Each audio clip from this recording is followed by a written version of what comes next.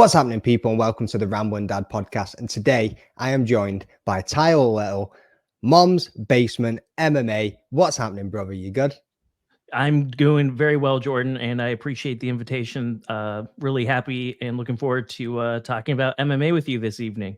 Yeah, no problem, man. Wicked. Can't wait to get into it. And obviously, we've been talking for like almost a year now, like probably just a little short, like 3 months short or something of a year, something like that. Yeah, thereabouts. Yeah, thereabouts. We've got a little friend in Paul Ditch with the Bloody Good Show, obviously both appearing on there. As you can see, the banners above me there, folks. Anybody want to check it out, you can find Mom's Basement content on there as well as on YouTube and everything too, so make sure you give that a check. So let's just get started, mate. Let's get into it. So what are you thinking of last night's card? I'm still to see the main event. I've seen some highlights, but obviously I had to get up for work this morning, so I went to bed, but I know the drill. I know what went down. How did your picks go? I did phenomenal, actually. Yeah. I did. I will say, and you and I talked a little bit about it before you had to sign off. I think we got a little lucky with the Griffin fight. I didn't see it going that way. I thought Wells did enough to win that fight. And God, what a performance though for Dan Ige. I mean, just completely starching a very dangerous Andre Fili. That really impressed the hell out of me. And then in the main event, we have Jack the Joker doing what he does best and reminding people that, hey, listen, I've ascended to this height of MMA, competing on the world stage for a really long time. And, there's levels to this game. And we saw flashes of what makes Pyfer a really promising talent. But the concern I had with him, and I think I was the only person who probably picked him out of the MMA community. There might be a couple handful of others, but I was concerned about the cardio. And I was in my mind, Jordan, I was like, the first 2 rounds are going to automatically go Piper's way. He's going to dictate the pace of this. And Jack he cannot throw a low kick and get blasted. That's what really frightened me about making that pick. But I was like, you know what? Pretty sizable betting underdog. Let's take our chances and let's hope that he doesn't get cracked throwing a low kick. And it worked out for us. And I think Piper's got a really bright future. But the one thing I tell people is don't just blindly bet the lines. Like, look at the film and then just kind of get a better pulse on where these guys are. And if you do that, you'll have seen some of the concerns that I had and been saying for several days leading up to that matchup, and it materialized. I look smart.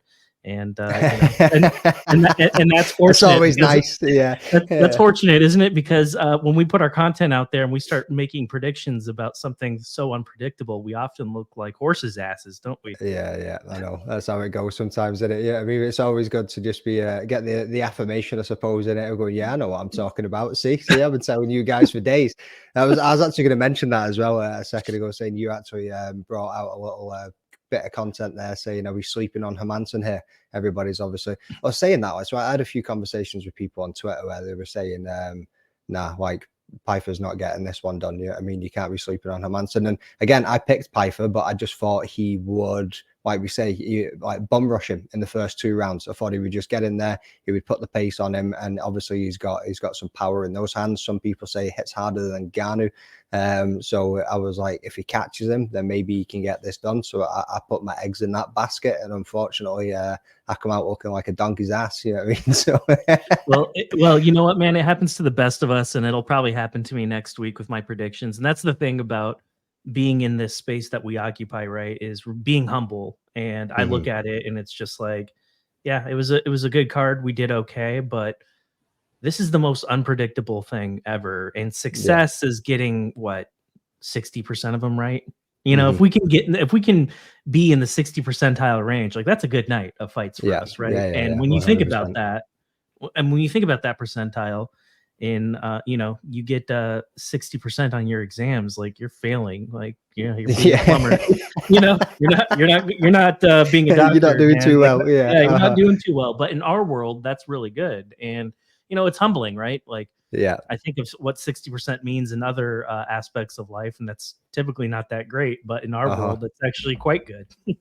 So with the fight week show, we do the picks and predictions show on a Friday, and what it is so as we lay out our picks, each pick gives you 1 point. We also have like a triple point multiplier, so you pick one underdog that will be. So you have to have a minimum of 3 underdogs on the card.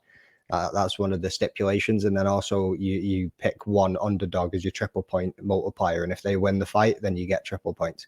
I have not secured my triple point in the last 3 weeks, so I'm changing up my tactics because I seem to have a trend where I'm nailing the prelims. I'm getting the first 5, 6 fights, boom, and I've nailed every single one of them.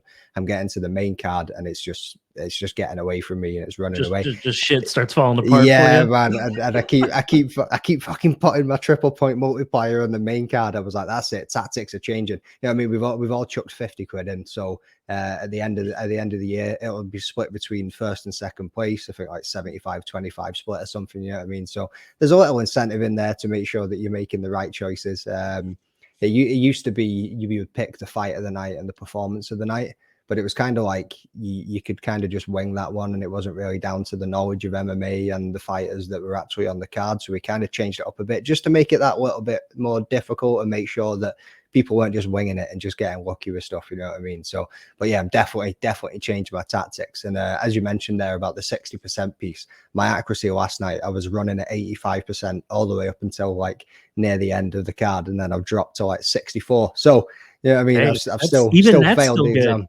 Yeah, that's still quite good though. Wasn't too bad. No, not at all. It sounds like you had a decent night. If you were able to pull that, I mean, hey, by my standards, I think that's quite good. Well, how many fights? Do we have? 14 fights on the card, and I think I got 14. I got 9 points last night, so I got 9 of the picks right out of the 14 fights. So. Shit, I think you're being too hard on yourself. I think that's good. I got 10. I bested you by 1. That's good. Oh, mate, it was going well, like, but that's good, and that's just the way it is. That you know, that's just the way it breaks. And so that means you, in addition to Piper, you had to have taken Andre then in the then, right? Yeah, I had Feely, and then I had Touchy Feely as my triple point multiplier too, because I thought, yeah, but you know what though, like that hits your genius, and I understand why you would pick him, because he's fucking good. He's fucking good, and you know he has a chance to crack people, and you know, hindsight 2020, right? I mean, at the time going into the fight, I can understand why you would do that. I thought about it. I'm never going against Dan Ige again, though. I'll tell you that. maybe not for a while. I looked at that one, and I thought some of the same things that you did initially. So I looked at it, and here's what made my decision. Here's why I went with Ige. I looked at it, and I was just like, you know, he seems defensively a little bit more sound.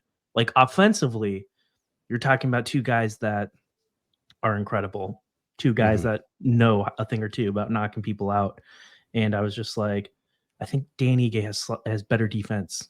I think he does. I think they're equally good offensively, but defensively, I think Danny Gay is a little sharper. And I mean, when's the last time you've seen Danny Gay get flatlined? I know. Right. So I was like, I'm going to do this, and I'm going to bet very small too, because Andre, you just never fucking know with that guy. So, you know, but it was one of those 50-50 fights. The betting lines didn't indicate that. I mean, Ige looked like a pretty sizable favorite. And I can understand why you did that, though, because it's like, are they really that far apart? I don't think so. Yeah, no, I didn't think they were as well. And I thought the pace from Feely was going to be the differentiating factor there as well. You know what I mean? Same as Piper, I thought maybe the pace, and he could probably put it. I thought it was going to go to decision. I didn't see him getting flatlined in the first round like he did, unfortunately, for Feely. You know what I mean? But that was one hell of a crack from Danny Gay. It was unbelievable. Yeah, I got up out of my chair when I watched that. I was like, oh my God, like what a freaking performance. And it was a shame. Here's the thing, Jordan, like, you know, I know I'm the guest, and I know the guest isn't typically allowed to ask questions, but I'm going to ask you a question.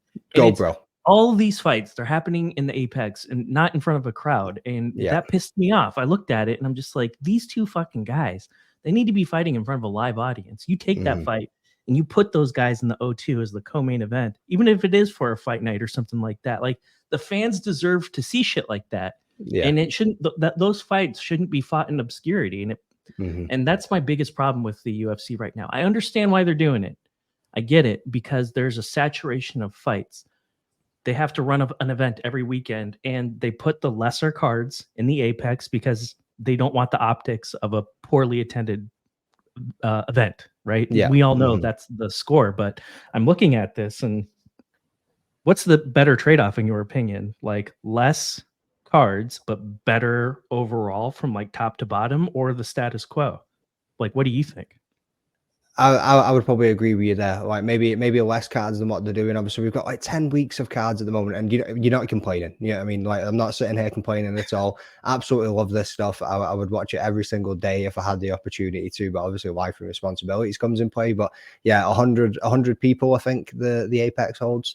I seen a statistic a few weeks ago. It was like 20-odd%, 25%, maybe even more of the UFC held events so far in the 30 years. Has been held in the Apex, and the Apex was only created during COVID. I mean, it was just like, that is actually insane to see the volume of fights that they've been putting in there. But I guess they're not having to rent the arena. It's saving them some money. They just probably own that place and they can just bang everybody in there. I get it from a business standpoint, but at the same time, from a fan standpoint, and like you say, for the shock factor, the awe factor, the wow factor, all of those things combined, it would be better in front of a live audience. It would be. And the other thing is, we can't think ethnocentrically, right? So all these fights are happening in America, and you guys are having to stay up till fucking horrific hours to watch these shows week in and week out. It's difficult for me. And for me, it's a 3-hour difference and you guys are 5 hours ahead of me. So it's like, I just wish the UFC treated our international fans a little bit better. I wish they ran more events in the UK. I wish they ran more events in Australia. I wish they would go into other markets as well. Throw a UFC fight in Africa. Like there's so many people. There's so many people all over the world that love fighting, and everyone has to come to America to fight. And it shouldn't be that way. Like I think the UFC, I think the sport is big enough to where there's like an international demand. And we could run more events internationally. And if it means that we run less events in the Apex to make it happen, then so be it. Yeah. I think you make a good point there as well. But what I think they struggle with is actually getting fighters from America to go and fight in other countries, because it's not as mainstream. You know what I mean? So it isn't as like we don't have like the billboards and the what they called, the big like mega screens that they've got everywhere, and they actually plaster the UFC and MMA events like all over these things. Like we don't have that yet in the UK. Like it's growing, it's getting there slowly, obviously with the likes of Connor and now Tom Aspinall and Leon Edwards. You know, I mean, it's building, it's getting there. You are finding more regional shows, more amateur shows are coming up through the market and things like that too. But it's not as mainstream. And also I think the taxes is probably something that the fighters are looking at and going, yeah, I'm not flying all the way to the UK and having a fight in the O2 and having to pay this amount of tax, then come home. Maybe they come back to America and they still got to pay tax on what they made there as well. So it's like they're getting double tax. So I can understand from their point of view why they don't want to do it, but it's also a shame because we've not had one in March. Well, we've not got one set for March anyway, like we normally do. We normally have March and July. I was speaking to one of my friends about going along to it, and he was like, yeah, he's been to the last 4 events in the UK, and he's like, I kind of want to see the card, because every time we've just gone, yeah, we're going, and we've dove in, we bought tickets and we've gone. And he's like, I kind of want to see the card because it's the same fighters all the time. And not that you don't enjoy watching them fight, and not that you wouldn't want to go and watch them fight, but at the same time, it's like, I want to see something a bit different. You know what I mean? Like I'm paying fucking close to like £1,000 or more. You want to kind of like, yeah, I've watched this dude fight 4 times now. Let's see something different. But like I say, it's difficult to get them over here and actually to perform. Well, I tell you what, I am very familiar with the UK MMA scene, and one of the things that I would ask the UFC to do, make it happen. I don't fucking care. Just make it happen. Put fucking Paul Hughes on that goddamn card, and put George Hardwick on that goddamn card, because they're both really fucking good. And people would love to watch them perform. George Hardwick, why he's not in the UFC, I still don't understand that. He's one of my favorite fighters in the world. That guy's an incredible talent, and there just aren't a lot of fighters from the UK competing in the UFC, and I'd just like to see more of them. And he's one of those guys that should be there, and also Paul Hughes.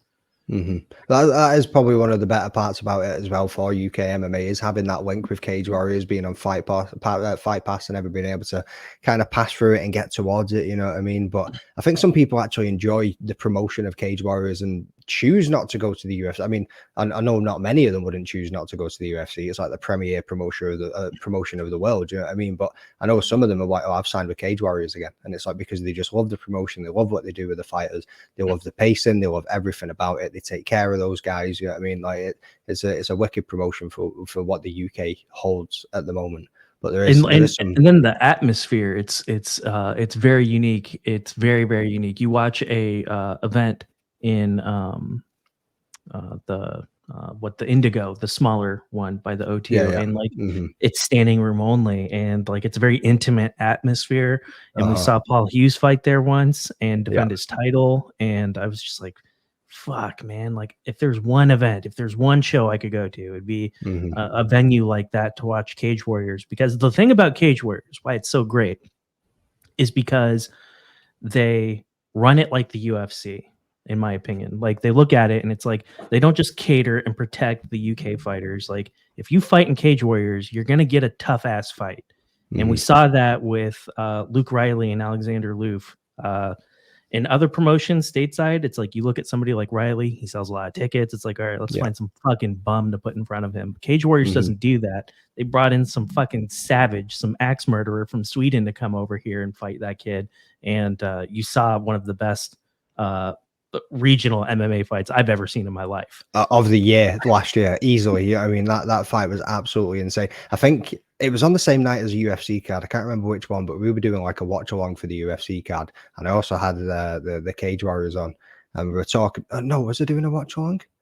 Or was it just like, it was maybe like the Dust Up Shakedown, or we were just discussing things and going through some stuff. But I'm sitting there and we're on this, and I'm just glued to the TV, and I was like, oh, and I was like, sorry guys, like I know we're doing this, but like you need to start watching this fight if you're not watching this fight right now. It was absolutely insane, man. Like, yeah, Luke Riley will be in the UFC soon enough. I mean, links with Next Generation, and obviously Paddy and Molly and everybody, they've got some killers in that gym that are going to be coming through.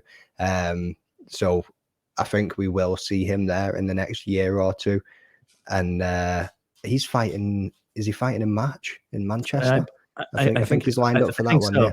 Yep, this spring. Yep. And obviously there's Chris Price as well that's fighting with him. I had him on the show a few weeks ago too. Crazy Chris Price. I mean, he's wicked when he gets down to the ground. Like his jiu-jitsu is absolutely insane. And the kid's autistic too, and he just matches it all and puts it all together. His guillotines, rear naked chokes, absolutely everything all just clicks, and his transitions are smooth. So he's one to keep an eye on too, to see how he's coming up. You know what I mean? But as you mentioned, the Indigo there, mate. That is. I hope you've got strong knees if you ever make it to the UK and you fancy going to watch one of those shows, because we went to it last year. It was a Mick Stanton. Was it in July? Yeah, Mick Stanton and James Webb. And that was for the middleweight title. And see, by the time we got to that main event, bro, my back was killing, my knees were killing, my ankles were ready to give in. There was like only 2 chairs over by a wall, and I was like next to one of the punching machines, and we were eyeing them up all night. I was like, I'm gonna have to go and sit down on that in a second. I'm getting too old for this shit.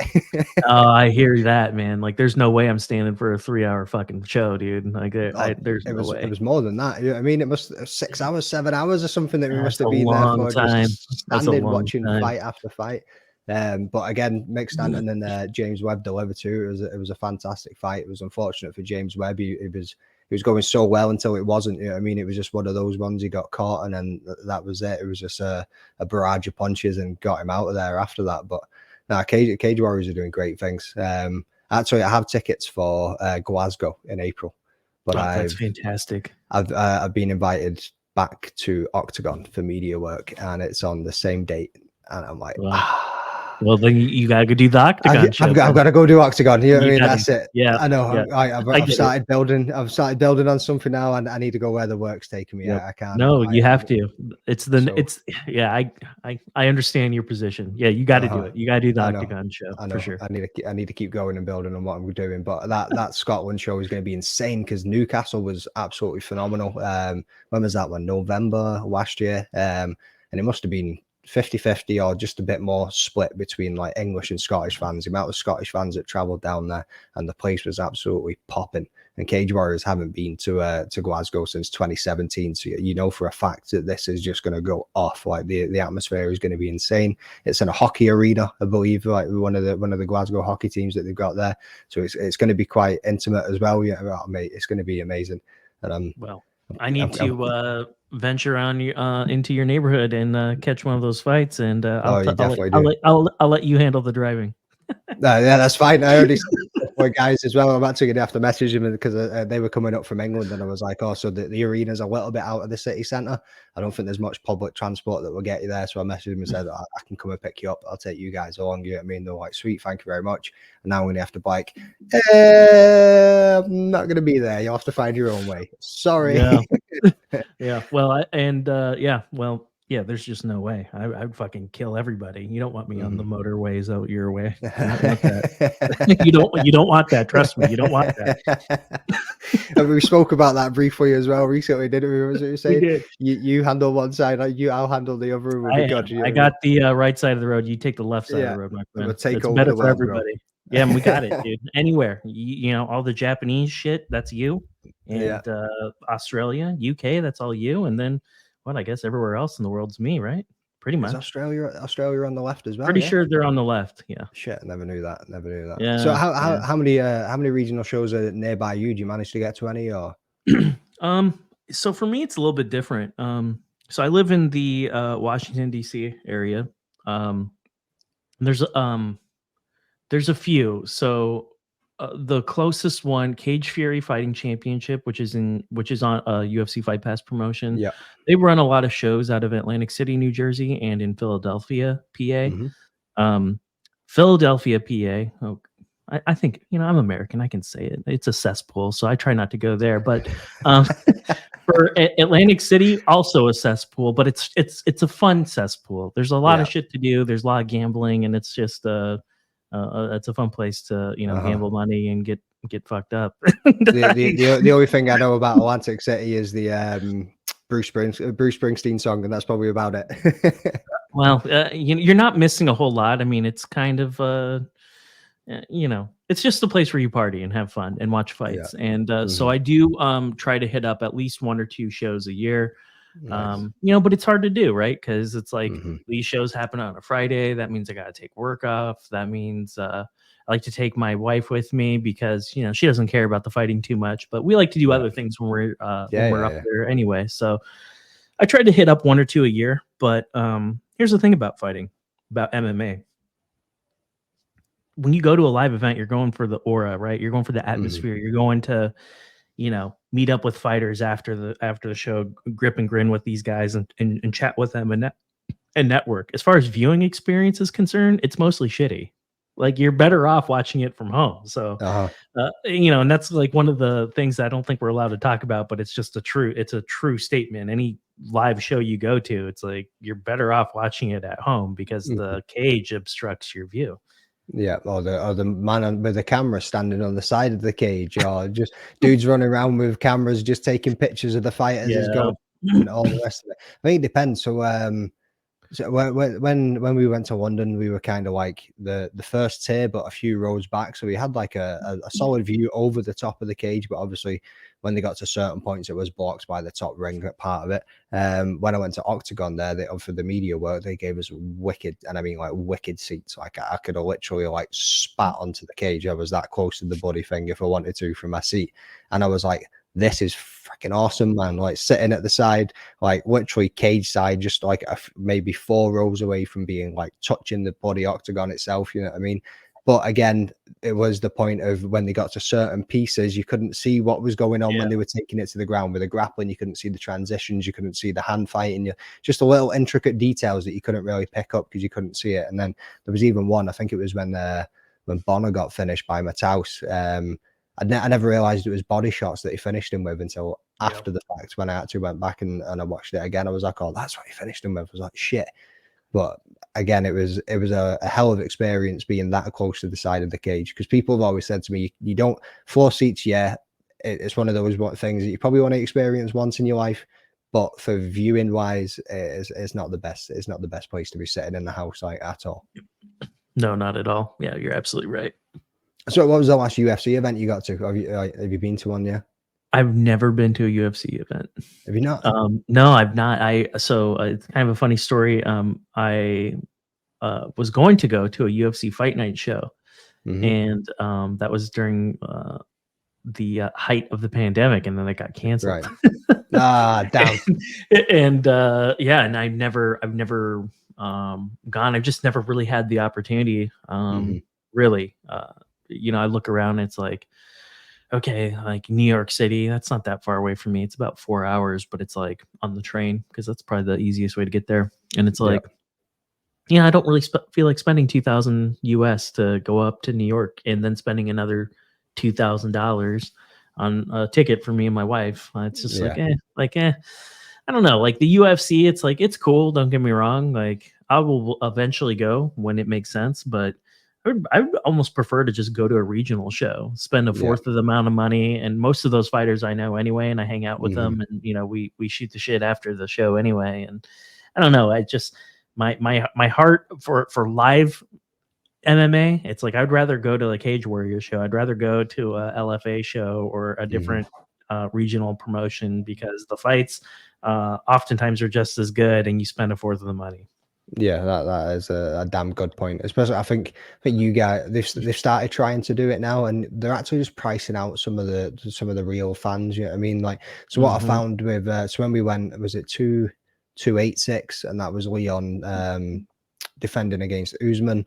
You found during the prelims and everything, the place was pretty quiet. There wasn't many people there, and then towards the main event, it started packing out, and it was like, you guys are here just for the glory of this event and what it is. Yeah, You're not like, you're not one of the, like, I don't want to say hardcore or casual, you know what I mean, but I mean, you're not watching this shit every weekend. You're not living this life. You're not looking up this stuff on social media every single day and watching videos on YouTube and all the rest of it and like fully invested. Like you yeah, even hear people, how many rounds are in this fight, and what's that guy's name again? And you're just like, bro, there's somebody at home that couldn't get a ticket for this event because it's sold out because your ass decided that you wanted to be fancy and put it on your TikTok or your Snapchat or whatever that you're at this event, and you've gone and bought a ticket when there's somebody else that could have benefited from it far more than what you are. You know what I mean? And it's just one of those things.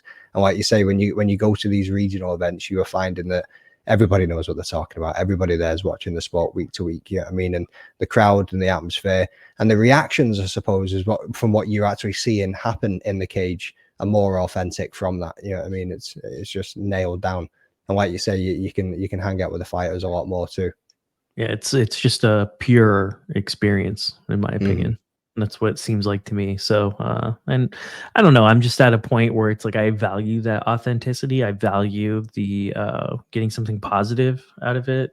Yeah. And it's cool. Like, because the last show I went to, one of my friends fought, and then we drank like a bunch of beers and got drunk and shit afterward. And it's like, Mm-hmm. are you going to do that at a UFC event, man? Probably not. So Yeah. I don't know. To each their own, I suppose. But that's what Yeah. That's it. that's what I prefer. And your patronage, it helps those regional fighters because they get a cut Mm-hmm. of that. That doesn't exist in the UFC. Like a Yeah. lot of Yeah. these regional guys are trying to pursue that dream. They're trying to make it to that Mm-hmm. next level. And when you show up and you buy a ticket under their name, like it makes a difference to them. And Yeah. that's another better reason to support your regional fighters because Mm-hmm. your patronage makes a huge difference for them. And the UFC, the dynamic's different. Yeah, 100%. It's just going in the pocket of the big man there, isn't it? You know what I mean? Yeah. Where, like you say, like, I actually waited for Reese McEwen to put out his ticket link before I even actually I never just dove onto the website and went and bought one. I made sure that I waited on him putting it up on his Instagram, grabbed his ticket link, went through there, and then just bought my ticket through that because it's like if anybody's going to see something, at least it's going to somebody that I'm there to support as well at the same time, innit? So, but let's get stuck into your show, mate. As we're on regional scenes and regional fighters and all the rest of it. So, Mom's Basement MMA, mate. Let's go back to the start. Where did this all begin for you? So I started this platform back in 2021. It was during the pandemic, and yeah, I've just I had the audacity, Jordan, to think I could do better. And man, it was every possible thing that you could do. Um, like if I could give you a manual on like, hey, like if you're gonna start a podcast, like don't do what I did. Like Yeah. that would be like the perfect start. Like I would tell anybody, it's like, okay, like the first like 2 years I did this, like do the opposite of what I did, and Uh-huh. you'll be so much better off. But you know what? Like I am I embrace those imperfections. I embrace those mistakes now because I learned so much in a relatively short amount of time. I had the audacity to dare, and I went out there and I did it. And it's not easy when you're not like a public figure, when you're not a fighter, when you're not an athlete in any way, shape, or form, and you're going to go out there and you're going to create something and put it out there for the public to react to. Like there's some bravery with your face on it. Yeah. There's bravery involved with that, right? And any musician, any artist, any fighter, any athlete will tell you, like, yeah, that's true. There is a little bit of bravery involved in that. And I experienced that firsthand. But when I started this, I went into it with no connections, nobody. And I quite literally started everything from the ground up by myself. And then over many years and hundreds of episodes, I've slowly started to build something. And it's just wild to see the butterfly effect that has materialized as a result of that. Like, I never would have thought, from little old me being drunk off his ass on the couch watching YouTube videos saying like, these guys fucking suck, I can do better than that, and actually right, and actually having the courage to do it. I started, and then a year later I'm talking to Randy Couture. Like how, like I'm like, what is fucking going on here? Like what world am I even fucking living in? Like it's been wild, man. It's been wild. It's been a very humbling experience. I've learned so much about myself. And I'm happy. I guess the biggest joy I get out of it is what it gives other people. And I really wanted to try to, when I built my platform, I wanted people to find value in it. And I didn't realize that until about a year into it. It's like, fuck, man, I've been doing this for the wrong reasons. I've been doing this only for myself and for my own selfish pursuits. But I'm a guest in this world. Like I need to serve others. It shouldn't be about me. It's not about Tyler. Like, what can I do to like give opportunities to others around the world? What can I do to make a difference? And when I flipped when I flipped my thinking, that's when I really felt like, wow, we're picking up steam. We're doing something here. And, you know, I chalk up all these experiences I've had as a result of like that paradigm shift. And, you know, I'm talking to fighters from England. I'm talking to fighters from Australia, from Los Angeles, like from all over the world. And I'm like, I'm using my platform. I'm letting fighters benefit from my platform. And people all around the world want to watch it. Like they're vested in it. They want to see it. Like they care about what it is that I'm producing. And there's no greater feeling as a content creator to have that sort of engagement. Yeah, 100%. Like you've nailed it there as well. Like, so obviously you start out and you're like, oh man, I want to speak to this fighter. I want to speak to that fighter. I want to learn more about this. What I want about it. It'd be cool to do this. It'd be cool to do that. Like you say, that's all of your like interests and everything that you want to get invested in.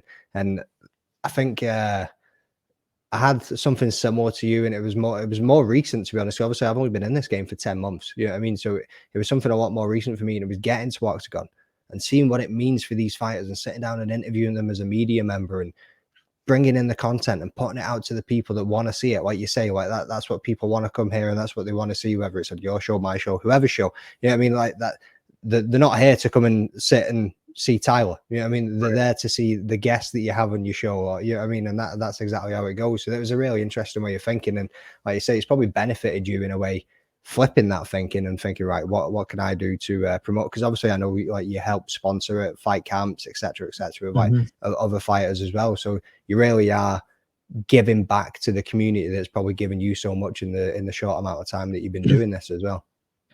I look at it this way. I am a guest in this world.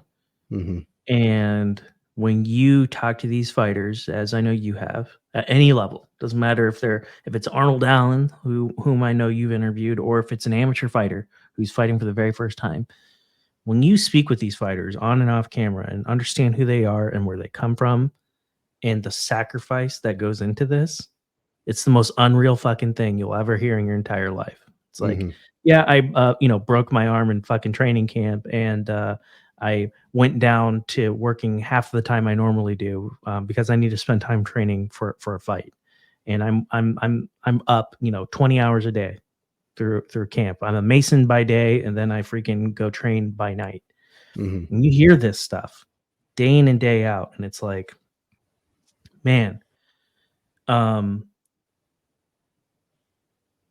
what a privilege to just be in this world as even an observer, Yeah. right? And I would tell people, it's like, this isn't about us.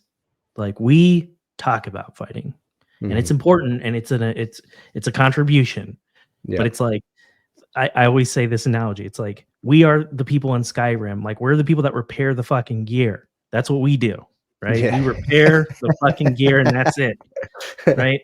The story ain't about us. It's not Mhm. about us. It's about the people that are in this firefight, that are trying to put bread on the table and provide for their families, that's what, and they're sacrificing everything to do it. They're Yeah. sacrificing their money, their time, and their physical well-being Mhm. in order to do this. Relationships, Everything. everything. Mhm. And they're different. They're just different.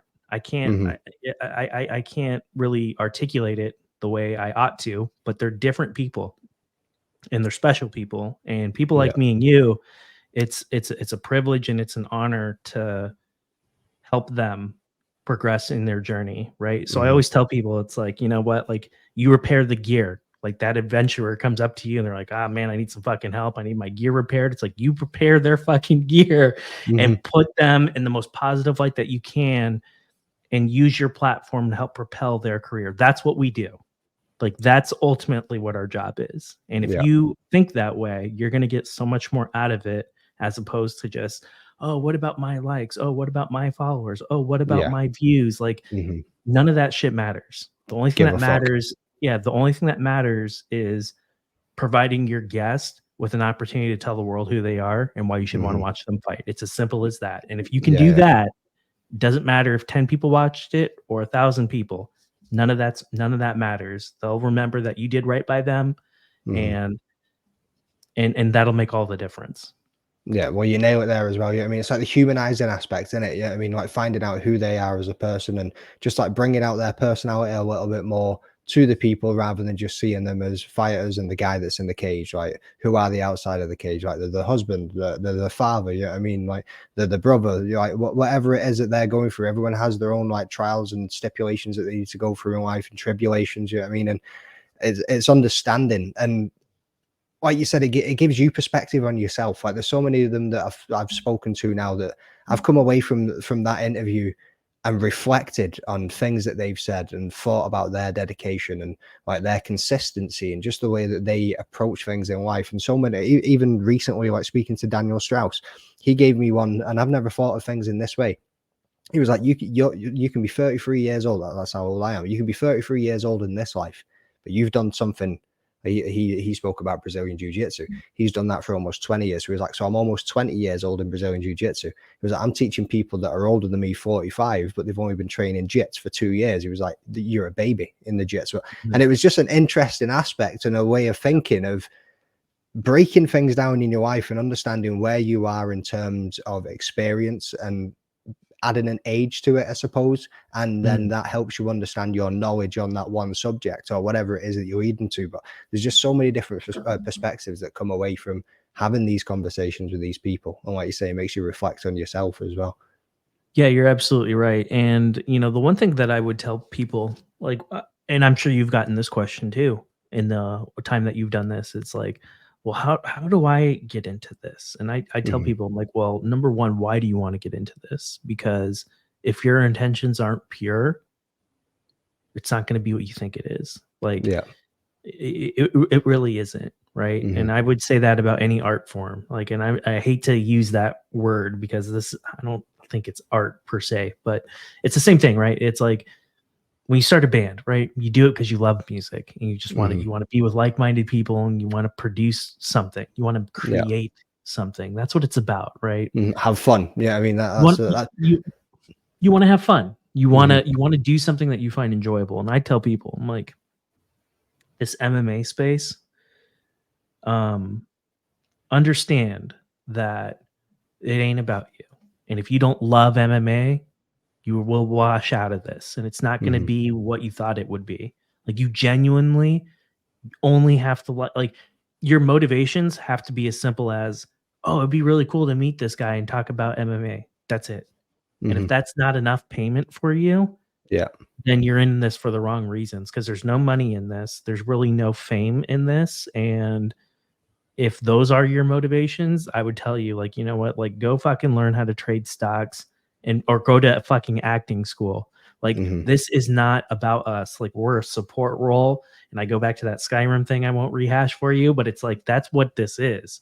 And that's either good enough for you or not. And I think that there are a lot of people that come into something like this with grandiose expectations, and then they don't meet those expectations, and then they drop off the face of the earth. I've seen in my time doing this, I've seen really talented people, great interviewers, people that were doing amazing things for fighters, and then they just dropped off because they weren't getting the reward. They weren't getting what they were seeking. And if you don't love MMA, if you don't love MMA, you will not love this. It's not as easy as what some people think it is. You know what I mean? Like you say, it's not all fun and games. No. And again, I think it's social media is also part of that problem, and big YouTubers and all the rest of it. The likes, the views, the clicks, the follows. A lot of people care too much about that shit when it doesn't matter at all. Like the respect and the reach that you can gain from these people just by treating them like humans and holding these conversations and just being like yourself with them, and they're the same with you. And what a feeling it is to earn the respect of somebody that you respect so much is what I've been noticing as well recently. Is like, if you have a really good podcast with somebody and they sit down and they're still messaging you after it, they're still like, and again, I know this goes into like looking at social media things, but I find it's like you said a minute ago, it's surreal sitting there going, I can't believe I'm speaking to these people right now. Like, this is absolutely insane when you consider where you came from. Like, how lucky am I to be able to sit down in this space and do this?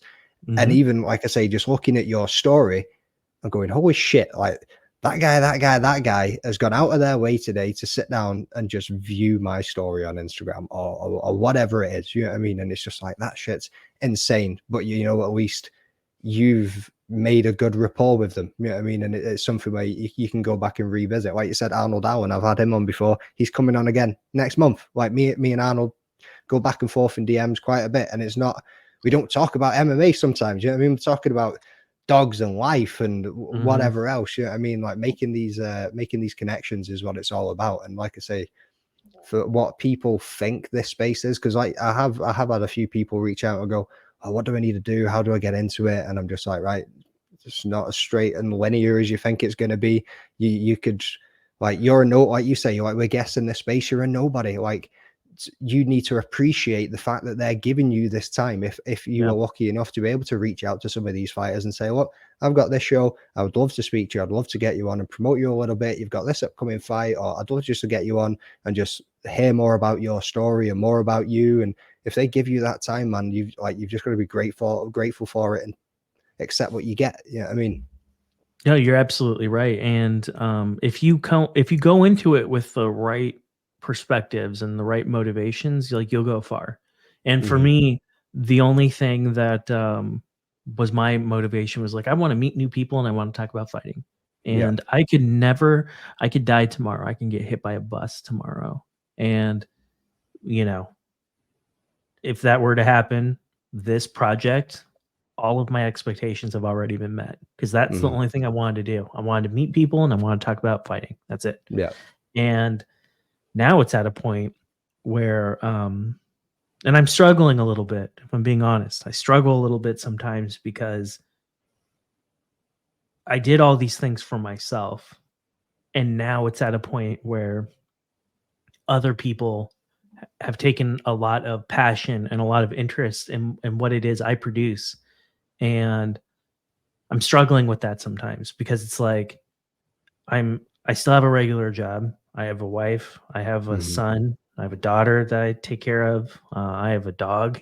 Like, I have other things in my life outside of this, but there's so many people that, from all over the world, and it's humbling. It is. It really is. And I'm grateful and appreciative to every single person. But like, all of a sudden now, it's like you produce something and then there's like this expectation that, he's gonna give me something. He's gonna put out something fucking amazing. And sometimes that's hard, right? Because it's like, there's some people that are just like, oh, well, when are you going to do this? When are you going to do that? Or, hey, can you interview my buddy? Or, a fighter that I interviewed 2 years ago, now they're trying to promote something and they want to hop on and talk about it. And it's like, fuck, like I can't say yes to everybody. Yeah. I just like, I could, like, if I said yes to everything, if I said yes to every request I get, I would be on my computer for 50 hours a day. And yes, I'm very acutely aware of what I just said. Yeah. But that's the truth. That's the truth. It is. That's the truth. And it's hard because now I feel there being like a shift again. Because it's like now all of a sudden I'm having to either ignore people or tell people no. And that's a really weird space for me to be in. But it's growing. And that's the other thing I would tell anybody. It's like, when you pray every day for rain, you better be able to handle the mud. And that's kind of what I'm dealing with in my own mind. And that sounds arrogant to say, and I hope I don't come across as being arrogant. But when you ask for something and when you put your heart and your soul into something, like as I have, I'm not saying I'm the best. I'm not. I started off the worst, trust me. But I've been persistent. If there's one thing I would tell myself, it's I've been persistent. And when you look at my body of work, you will see that. You will see the work. You'll see everything that I've done. And I made countless mistakes. I constantly improve just by getting in the time. And when I reflect back on it, it's like, wow, you started off from being a random nobody that nobody wants to give you a second of their time because you're such an unknown. You're such a random. Now all of a sudden that we're starting to shift slightly. Now all of a sudden there's like more and more demands for my time and more expectations, and promoters are asking me to interview fighters, and managers are asking me to interview fighters, and I have UFC guys now that hit me up and ask me to do stuff. And then I have my other people that don't want interviews and they want to hear my predictions on fights and stuff. And it's like, there's a lot of expectations, and that's one thing that I'm trying to navigate through. And sometimes it's hard. Yeah. No, 100%, mate. Like you touched a point there that reflects for me as well. So it's like you say, you've got the missus, you've got kids, you've got the dog, you've got the job. I'm in the same boat. You know what I mean? And trying to juggle all of those responsibilities, as well as give the time to your kids and give the time to your wife, give the time to work and be dedicated there as much as you are as dedicated to this, and making sure that your commitments are all fulfilled. Like it is overwhelming. And like you say, there's not enough hours in the day to make sure that you can get all of this done. What people obviously you've kind of been branching out. It was a lot more interview style things, but you have done some breakdowns and stuff recently. I was going to get into that a little bit later on, but whilst we're here, I spent 4 hours making that Money Meccano and Paddy Pimblett video that I put out the other day. 4 fucking hours, bro, for a 10-minute clip. And I was just sitting there going, how the fuck do these YouTubers do it? How the fuck do these other MMA content creators get onto this? Because that's what I also said. So combat sports, like when I first started trying to think about getting into this space before I started the podcast, I thought, oh, maybe I could join with them. I could look at doing some interviews with them, maybe do some writing for them and stuff like that. The news is happening so fast and it's flying by so quick. And I'm just like, I had so much going on at work. I had so much going on at home. It was at the time where like my missus was pregnant. We were trying to get ready for the baby coming. And I was just like, nah, like I'm not in the right place to be sitting and putting time into this right now and investing into this. And I'm not in the correct headspace to give it everything that it needs to be given. You know what I mean? Like for the planning and the timing and everything that goes into it. You know what I mean? And nah, you're completely right there. Like the expectation, I've not quite reached. I've been reached out to by a few people, more people within the MMA community than I have from promotions, etc. Obviously, I'm the one reaching out to them because, like you say, you start out, you're an absolute nobody in this game and in this business, but eventually that starts growing, starts getting traction, and that's always like great to see because you can see the progress. And like you say at the start, when you, like you say, your body of work, when you look back at where you started at to where you get now, and you can see even whether it's in equipment or whether it's in production style, whether it's in the way you deliver things. So we were on a was it the Dust Up Shakedown on Wednesday with Terence Bolello, EFC bantamweight champion at the moment. once we finished that stream and we came off, obviously still kind of chat a little bit before everybody parts ways. And like, shout out to Terrence here if he sees this, like, bro, like, mad respect. He just went, guys, right, before I go, I just want to say, like, and this is coming from a fighter's perspective, like, you guys are incredible. It was like the work that you do, like the thoughts that you put out there, the information that you're giving to people, and just how you word things and articulate yourself. He was like, I honestly don't know how you do it. He was like, it's honestly incredible. He was like, big respect to all of the guy that runs Fight Week show. And then he gave me a shout out as well, and a couple of the other guys that were on there. And I was just like, bro, like, hit us all in the fields. You know what I mean? I was just like, and that's because it was real. I mean, we went on a stream. It wasn't any kind of like fake appreciation. It was real. It came from him, and it was direct, like, straight to us. And it was just like, thank you. You know what I mean? Like, oh my God, like, I can't believe that dude's just had that moment with us there. Yeah, and you know, the longer you're in this space, you're going to get more and more opportunities like that. Like, you're going to get more and more people that tell you those things. And you know, the one thing that was weird for me is, and it wasn't a big deal, but from where I started to about a year ago, I went to a regional show, and I went to go buy a beer or something like that at the stand, and I got a beer, and I'm going back to my seat, and I hear some guy from the shadows, right? Like, Tyler, Mom's Basement, let's fucking go. And I was like, what the fuck? Like, I was just like, I'm just like, what the fuck is going on? Like, it was a surreal moment. And that's all it was. Yeah. That's all it was, you know? And, but I'm just like, wow, like, from the heights of the pandemic, doing this in absolute obscurity to now, like, I can go to events like that. And you know, that's only happened like once or twice, but it's like, yeah, people are listening, man. Like, it's still mad in it. It is. It's humbling though. It's very humbling. And I try to take experiences like that. And I'm like, okay, well, you know what? We got a lot more work to do. We got a lot more work to do, but the signs are there that people like the content. They like the stuff, and we just have to keep going. And you know what? Maybe we're only going to make it. Maybe we're only going to make a limited amount of progress over the course of the year, but as long as we're trending in the right direction, that's what it really boils down to, right? Like, I try to think about that. Like, every single time I put out something, I'm like, okay, well, what can I do to make it maybe a little bit better? And as long as we start trending in that right direction, you know, the sky's the limit.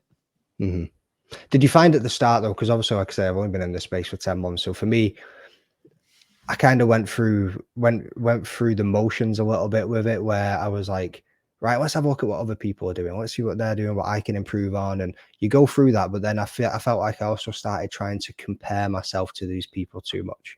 I was like, you've been in the space a lot longer than me, and I'm like, I need to be doing that. I need to make sure I'm getting this piece, and I was putting too much pressure on myself to get to those points where I was like, no, stop what you're doing, just focus on yourself and go with the journey. You know what I mean? Like, these things will happen over time. Stop thinking or overthinking, I suppose, on making sure that this is correct and this is correct and everything's amazing and that it all needs to be exactly the way it is. And again, it probably goes back to the social media aspect of you putting that pressure on yourself, because you're putting your face out there. Like you said, there's that little bit of bravery, and you don't want to go out there looking like a complete fucking idiot. Like, sometimes we do. Trust me, I did. Yeah, I did. Right. So I would say, like, I had the exact like opposite problem as you. Like, I had that typical, like, your stereotypical arrogant American. That was me.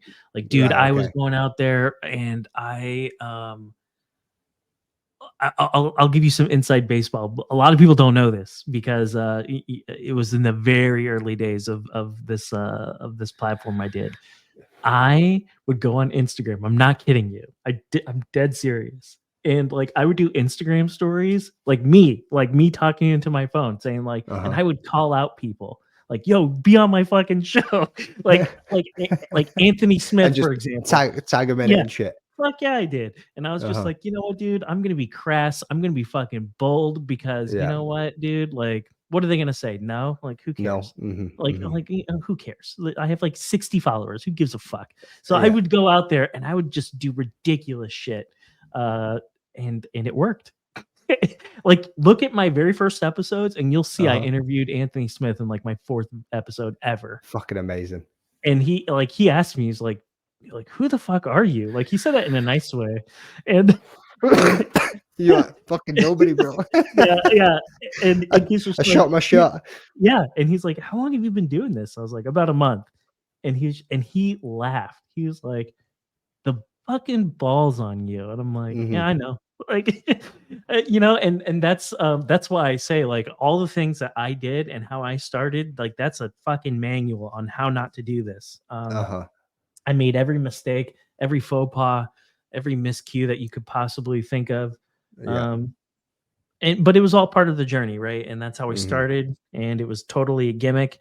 And I definitely have like retooled and refined some things, but ultimately at the end of the day, I would tell anybody this: it's like, as hippie as it sounds, as flowery as it sounds, this is also a journey about you. Like, yes, you're doing it for other people. Yes, like, you want to have on certain guests, and yes, you want to have, like, you want to be like an MMA hub because it's a sport you care about, but it's also about you and your development. And at the end of the day, you're also a creator, and you have to Mhm. do shit that excites you, because there's no Yeah. money in this. None. Mhm.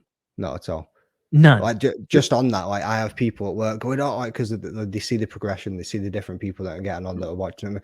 "Oh man, you're doing really well. Like I can't believe from where you started 10 months ago to where you are now." They're like, "Oh, you'll be making money soon." I'm like, "No, I won't." Like, No, you get won't. that? I don't plan to. I don't want to. Yeah, I mean, I'm not asked whether things get monetized, and if that's I start getting the views on YouTube, I'm not bothered. As long as I'm enjoying this and I'm happy doing it, and I can make the time for it, I'm gonna keep doing it. Yeah, I mean, and that's all it is. Like you say, that's literally all it is. Like And there's that's all it no needs to be.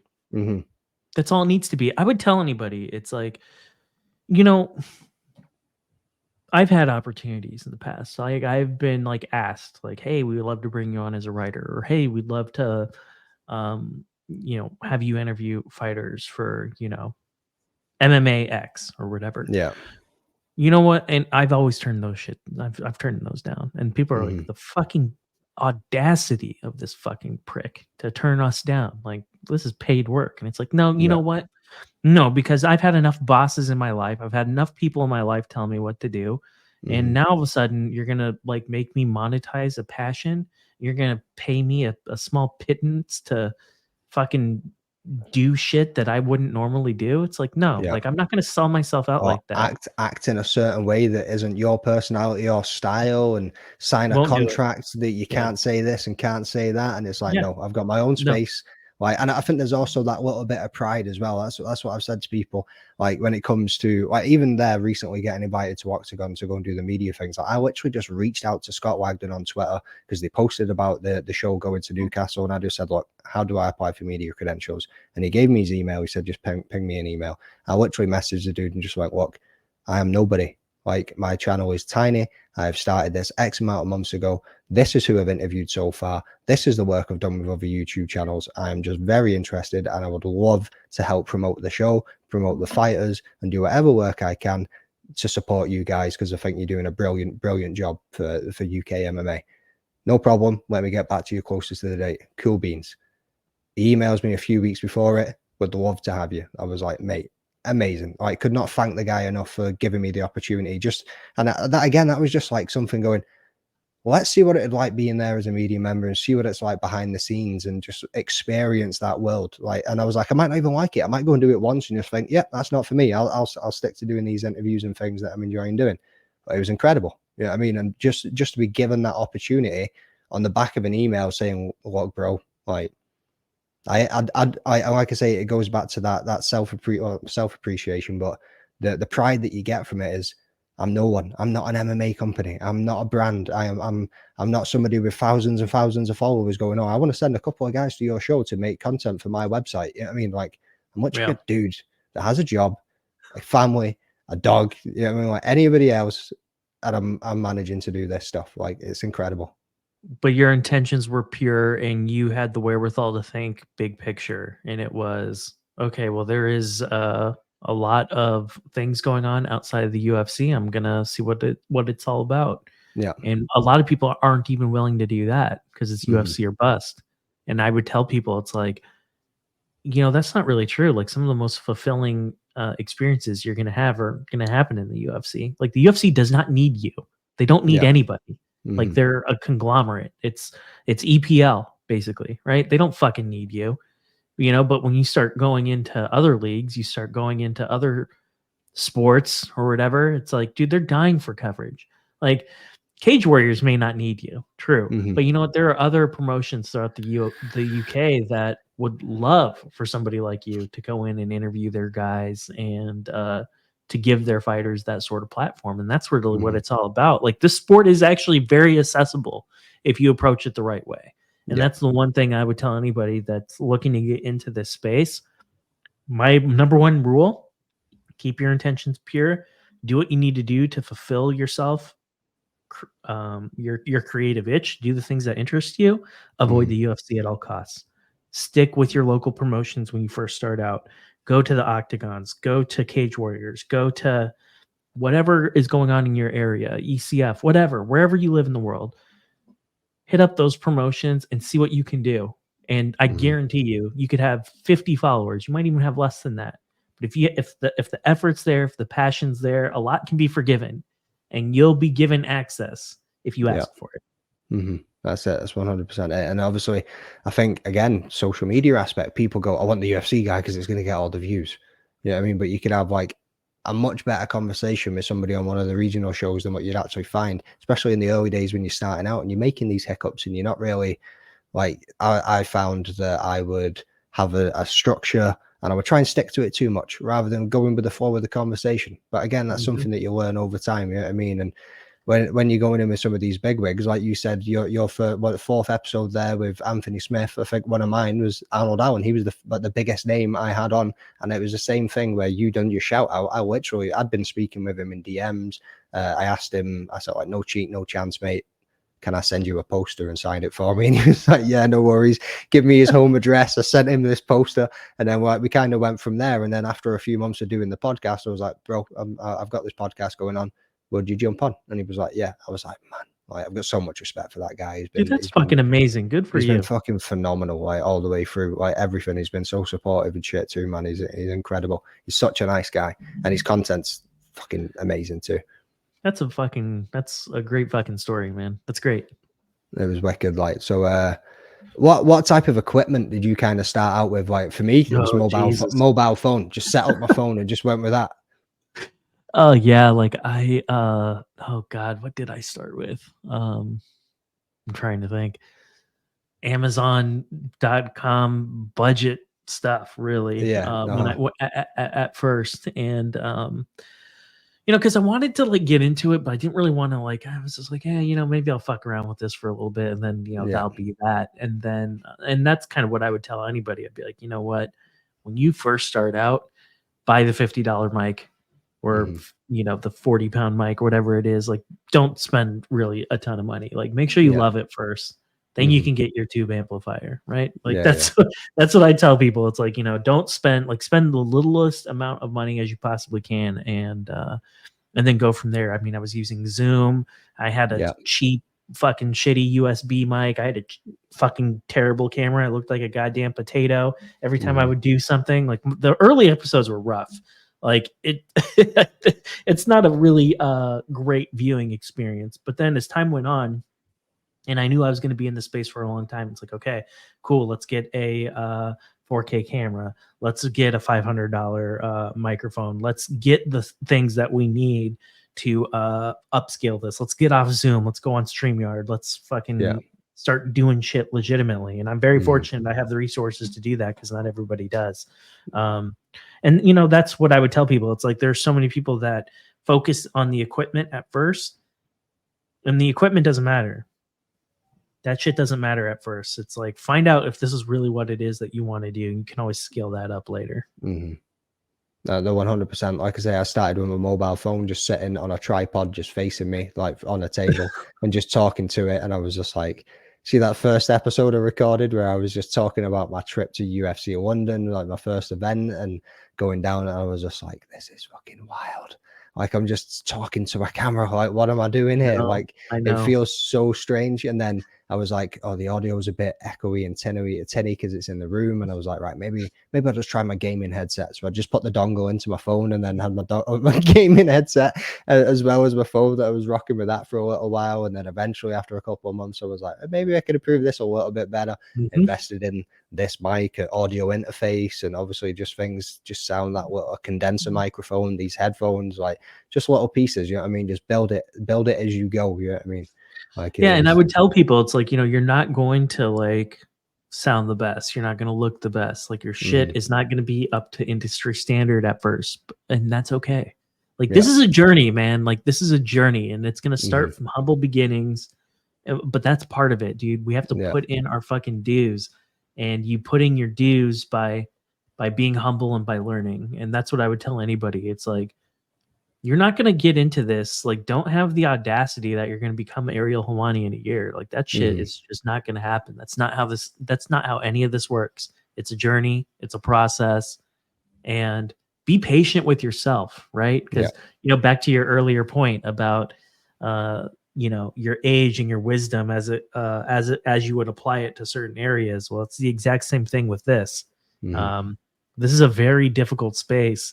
And you have to put in your time, and you're going to learn things over the course of that time, and you'll really start to blossom. I only feel, Jordan, that I'm starting to like reach the heights I set for this. I did all the bad things. I did all the wrong things. I had expectations. I had all this grandiose metrics in mind. Like, I'm going to do this and this and this and this, like all the bad things you shouldn't do. I did.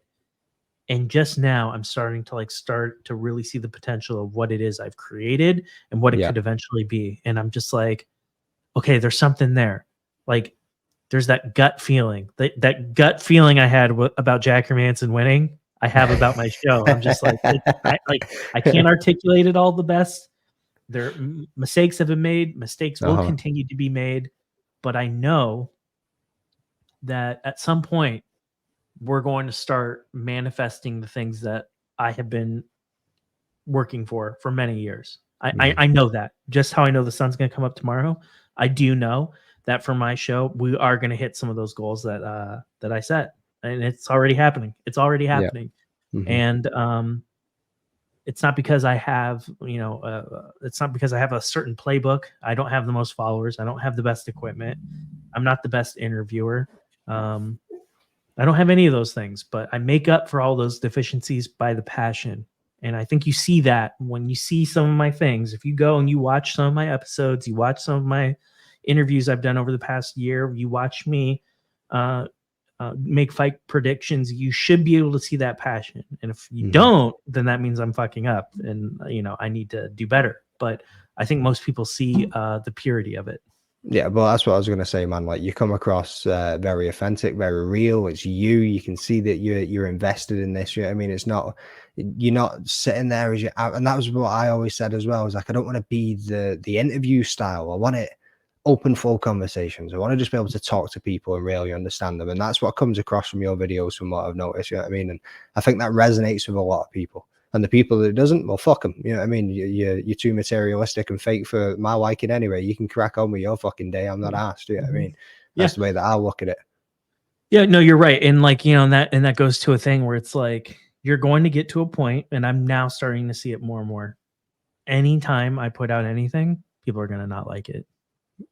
I'm probably going to get a nasty email about it, or fucking terrible comment that I look at. Am I going to get some down thumbs on this video when I put it out now? You know, there's a possibility. I'm actually pretty well liked in the UK, so probably not. But the point being is, the bigger you get, there's going to attract like that peanut gallery. Like you go out there, right, and you start talking about Cage Warriors, you start making predictions, you start talking about the UFC, and you start making predictions. I just put out a UFC 298 prediction video. I just put that out, and I already got a thumbs down on it, and then I already got a comment that I won't repeat on here because it was very, very inappropriate. But the point I'm trying to make is, when you put yourself out there and you talk about something like the UFC, you're gonna get that kind of shit, right? Like that's something that's going to come into your world. I already get some bits on Twitter. Like I've got more of a reach on Twitter than I do on Instagram at the moment. Obviously, I only started Instagram within the last few months for the channel, and my Twitter is mainly just me. I post about the show on there. That was the only place I actually advertised the podcast. I never even put it on Facebook to family and friends because I wanted to see this thing like go organically and see what was, because obviously you're gonna have the people that will always support you and always watch your stuff. I wanted to put it out to the people that don't know me and see how it went with those. But like with that little extra reach that I have on Twitter, even there at the weekend, so I put out my pics like I did on Instagram. I put out my pics onto Twitter, people commenting on it, blah, blah, blah. And it's just like, oh, I can't believe you're going with this dude over that dude. Those people, right, sweet, we're just having a conversation here. I gave my opinion, they gave their opinion, right, shook hands, and we can go our separate way about it. The minute, and I literally woke up to this in the morning, Hermanson beat Piper. I woke up to a retweet, and I'm just like, bro, it's a pick. Like it's like what? Like you've got to retweet that for some satisfaction for yourself, laughing your ass off that my pick lost. Yeah. What even is that? Yeah, I mean, like no, and you're going to encounter those things. Like and it's weird. It's very weird. It's very bizarre to find yourself in a position where people are so vested in what you say. They live and die on your every word. And it's really weird. It's really weird. But I tell anybody, it's like, you know what, you could be Tom Aspinall, right? And there's going to be one person in that arena that's going to boo. It's the same thing with us, right? And you can't take any of that shit to heart. If you do, this may not be for you. And I wish it weren't true. But if you're sensitive to that sort of thing, and I'm not trying to say this being a detractor or coming across as Ben rude. Davis said exactly the same thing when I spoke to him. Yeah, this ain't for you. There are going to be people that are terrible fucking trolls. They're going to say some mean shit to you. And if you let that get to you, this isn't for you. Like you're not going to have a good time. This is not a place for very sensitive people. And I have learned over time to put on a flak jacket, put on a helmet, and move on with my day. Because there are people that that's just the way this is. That's just the way it is. Like that Hermanson video that I put out, or all my predictions for Hermanson, like we hit 10 out of 14, and we hit numerous dogs. I made money. And if you followed all my picks, you'd have made money too. The point I'm trying to make here is like, when you're right, nobody's going to say shit. When you're wrong, that's when people are going to start jumping on your nuts straight away. Right. Yeah. So it's like, you can't take any of that shit to heart. And I look at it this way. It's like, you know what? Like if you have that sort of reaction, great. You know what? I'll do you even better. I'll send you a link to every one of my fucking videos. Feel free to downvote all of them. Just keep watching. Just keep watching. If you rage view me or love view me, you're still viewing me. And that's all I care about. That's what I thought about the guy as well. I was like, you've just kind of retweeted that, bro, but you don't realize all you've done is increase my reach.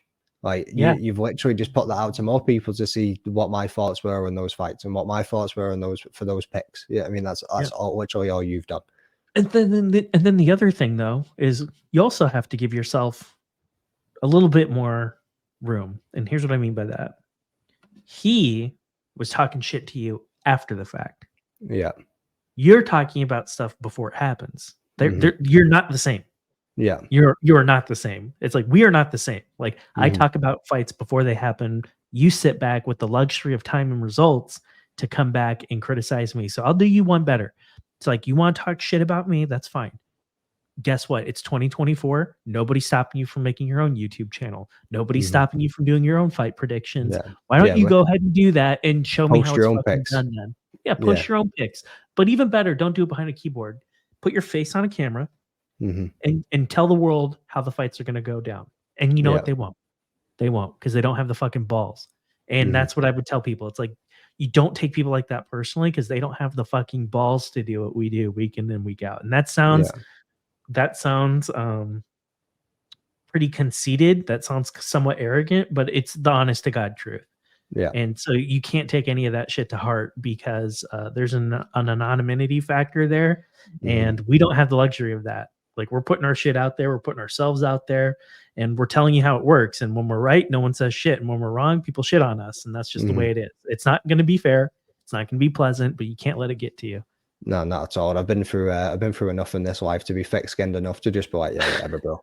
Crack on with your day. You know what I mean? Like, I'm really not fucking bothered. Half the time, I'm just like, I'm not even going to respond. Yeah, I just flat out, I'm not even going to give you what you want. I'm just going to ignore you, and I'll respond to the people that are positive and up for it. Even if you want to debate, but you have a logical debate laid out, and we can both agree to disagree, or agree, or even, oh yeah, that's a good point that you made there. I've never thought of it that way, so maybe we can change. Maybe that changes my mind on the way that I've looked at that. Like, I'm happy for those conversations. I'll have those all day, every single day. But people that are just outright dickheads, I'm just like, fuck off, like, whatever. Not even looking at you twice. No, you're exactly right, and that's exactly how I model my interactions as well. Like, I'll respond and engage to people that want to have a civilized debate. We can do that all day long, but the moment it gets personal, it's like, you know what? I'll even do you better. I'll just fucking ban you. Like, you're not going to come into my house and take a shit on the floor without there being a repercussion. Like, you aren't going to come into my space and be a fucking dickhead. It's not going to work that way. You know, you'll get fucking banned. That's just the way it's the same ones that will take a screenshot of your face or something, like when you're in the middle of a frame or something and your eyes all wonky and your lips are all askew, and it's just like, right, well done, bro. Like, sit behind your avatar, you absolute fucking troll. Let's see what you look like. You know what I mean? Let's go show. I've gotten those too. Oh yeah, I've gotten those too. I've actually got a friend, and I had him on the show last year, Lewis, and he took. So I done the Padawan Outpost lightsaber unboxing, and I made the thumbnail for it. That motherfucker puts that up so often, and I'm just like, but it's one of my friends, so I'm just like, fuck you, bro. Like, delete that off your phone. No, I get it. He throws it at me all the fucking time, mate. It's unbelievable. Yeah, and that's just kind of the way it is. And you know, I just tell people, like, you gotta roll with the punches, man. Like, you're putting content out there for the world to see, and there's gonna be people that are fucking animals. And if you let that ruin your day, if you let them make you quit doing what it is that you're doing, like, you know, that's a sad thing. That's a sad thing. And so I would tell anybody, like, that's an unfortunate reality. You will deal with it if you do this long enough, and you just gotta fucking roll with the punches, man. Don't let any of that go to your heart. Don't let it cloud your mind, because those same people that would say those shit, you know, they're gonna be like, "Oh, Jordan, what the you know, rambling dad, let's fucking go." Like, you're gonna get that like the next week. Yeah, you're gonna get that the next. You're gonna get that the next week anyway. So, the negativity is there if you look for it, but the positivity is also there. Like, for every 100%. One person that says you're a fucking prick or you're stupid or whatever, there's 10 more that like what you do, that just don't say anything because they're fucking normal functioning adults and they have other shit to do. But they watch your shit, right? And they liked it. So, you know, so for every one person that has something bad to say, I promise you there's probably 10 or 15 people out there that are just like, no, I really like this guy, but you know, they're just not going to engage. They're not going to react to everything that you do. And so I try to, I paint it that way too, right? Because it's easy to let the naysayers kind of like drag you down into the mud a little bit. Yeah, I think what these people don't realize as well is you're probably like, you're probably similar to me. Like, you're your biggest critic at the end of the day. You're reviewing your shit and absolutely beating yourself up almost like in every video you put out. Everything that you look at sounded like a douchebag there. That was probably, I could have explained that one a little bit better. I didn't articulate that very well. That video was a pile of shit. And you just beat, and then, because we even have group chat with the Fight Week show boys, and I'm like, oh guys, what do you think of this? Oh guys, what do you think of that? And I'm just like, I'm not looking for them to like reaffirm to me, because now I'll make great. Yeah, I mean, that's actually like really good, because especially with that one that I put out with Meccano and Paddy, I was like, this is the first time I've done any kind of this content. Like, if there's anything that you feel like I can improve on that I might not be seeing, let me know. I was like, don't blow smoke up my ass either. Don't just tell me that it was sound. And they're like, dude, you're being too hard on yourself. Like, that was like a good 10-minute segment. You know what I mean? Like, obviously it's rough around the edges, but it was a solid 10-minute piece. Like, and I was like, cool. Well, like I say, like, these people don't realize you're your biggest critic at the end of the day. So it doesn't matter what you fucking say. I've said it all to myself. and I've probably said fucking worse. You know what I mean? No, But shit, let's give them some more firepower anyway. Let's have a little look. We've been on this for an hour and 20 minutes, bro. We've been rambling.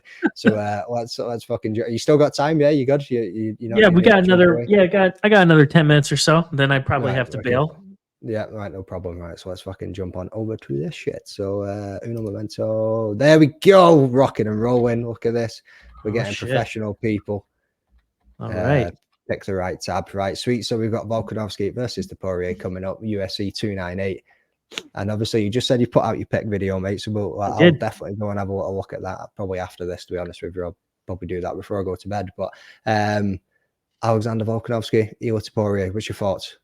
I'm taking Volk. I'm taking Volk on this one. Pretty easy pick for me. Taking and still. You know, people forgot, like, you know, we got full camp now. And getting head kicked by Islam, now all of a sudden he's washed up. We weren't it wasn't that long ago, we were a lot of us were questioning whether he beat Islam the very first match.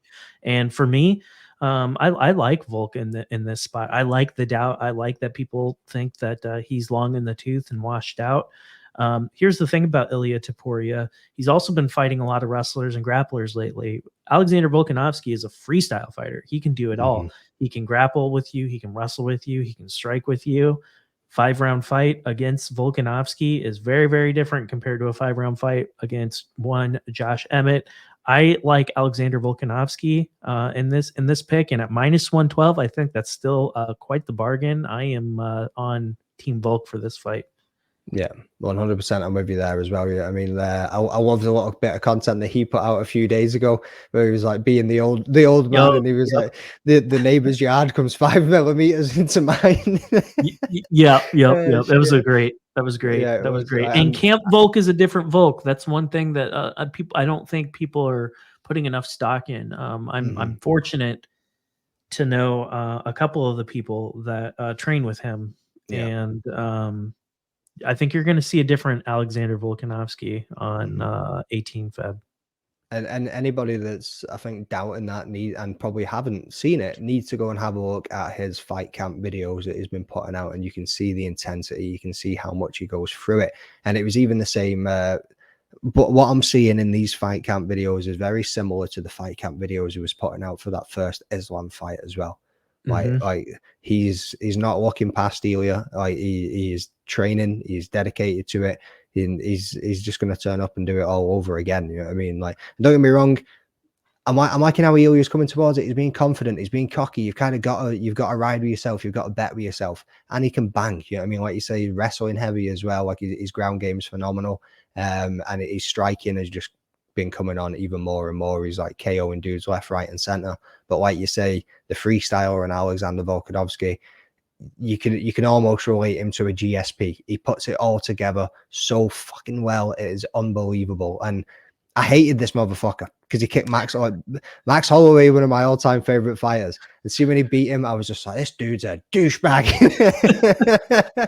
He lost to him he lost to him one time. I think that's a fair but that's a fair statement, a very, very fair statement. I'd say he lost to him more than once, but here we are. I'm more joking. He's a great champion. He holds himself very well. Like the dedication and the work that he's put into this has been unbelievable. But I think it's going to be and still. I think this young man's going to take his first loss, and then we're just going to see Ilia grow from there as well, to be honest with you. Like, I think going up against such a challenge like Alex is going to improve this lad as he goes on over the next couple of years. And we probably will see Ilia Topuria as champion one day.